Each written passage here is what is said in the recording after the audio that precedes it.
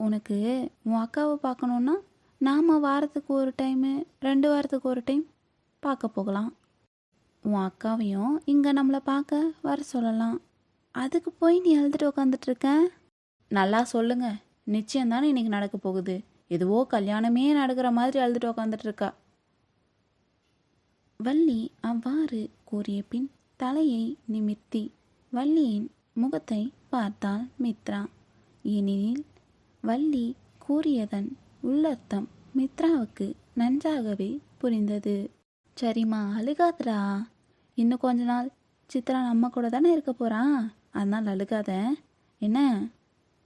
சித்ராவுக்கு கல்யாணமே ஆனாலும் நம்ம போய் அவளை அடிக்கடி பார்த்துட்டு வரலாம். சரிங்கப்பா, நான் அழமாட்டேன்.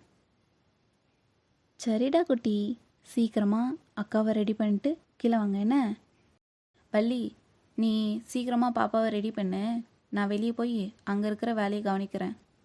சிவனேசன் அறையிலிருந்து வெளியேறியதும், பாத்தியாடி, உங்கள் மேலே அவர் எம்பிட்டு பாசமாக இருக்காரு, ஆனால் நீங்கள் ஒன்றும் சொல்கிறதுக்கு இல்லை.